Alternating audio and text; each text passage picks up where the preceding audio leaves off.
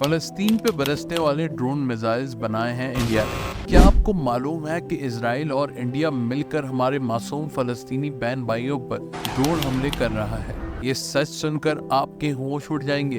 हम आपको बताएंगे सच क्या है और पूरी दुनिया का मीडिया हमसे क्या छुपा रहा है।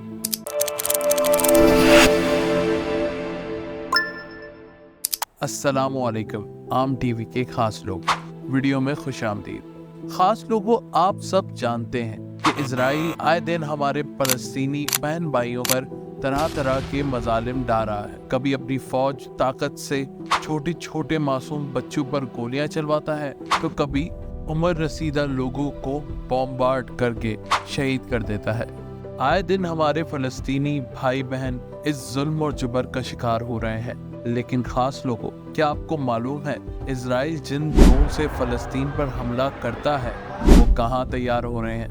आम जुबान में बोला जाए तो इजराइल को ड्रोन्स कौन फराम कर रहा है? ये कोई और नहीं, हमारा पड़ोसी मुल्क भारत, इंडिया। बिल्कुल सही सुना आपने।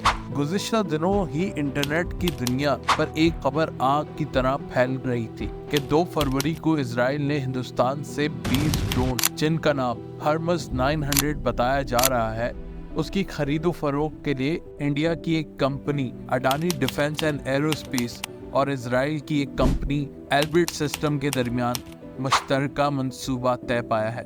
खास लोगों, आपको बताता चलूं कि ये ड्रोन, जिसे हर्मस 900 कहा जाता है, ये 30 घंटे से ज्यादा हवा में रहने की सलाहियत रखते हैं और आम तौर पर ये बड़े बड़े फौजी ऑपरेशंस के लिए इस्तेमाल किए जाते हैं।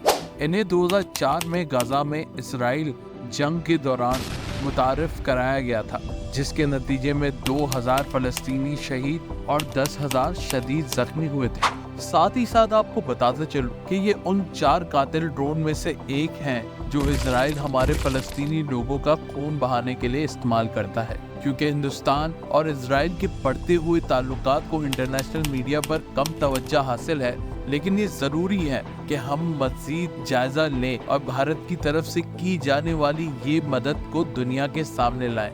इंसानी हुकूक के कारकुन और दिफाई तज्जियाकार का कहना है कि ड्रोन मुआहिदा फलस्तीनियों के साथ इजराइल के सलूक में भारत की बढ़ती हुई मुदाखलत को जाहिर करता है।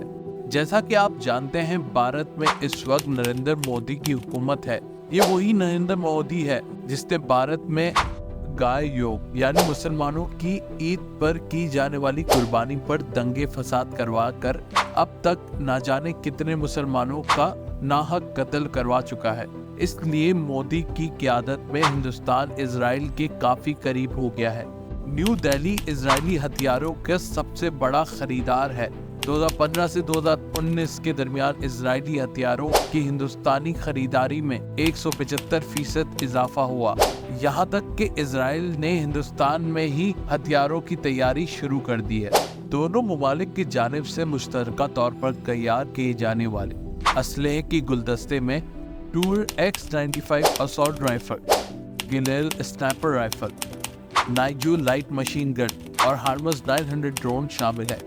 हिंदुस्तान की शहर हैदराबाद में अडानी एल्बिट सिस्टम की इफ्तिदा 2018 में अडानी बंदरगाह के CEO प्रणव अडानी और एल्बिट सिस्टम के सदर और CEO बेजिल मिचेल्स की मौजूदगी में किया गया था। इस सिस्टम को हिंदुस्तान का पहला प्राइवेट UAV और इजराइल से बाहर वाहिद हर्मस 900 की पैदावार सहूलत करार दिया गया।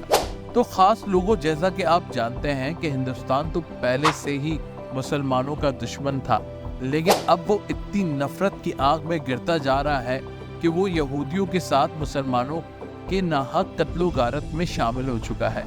इजराइल, जिसके मजालिम दुनिया की बड़ी से बड़ी अदालत को नजर नहीं आते या नजरअंदाज किए जाते हैं, किस तरह हमारे फलस्तीनी लोगों की लाशें टुकड़ों में बांटी जाती हैं।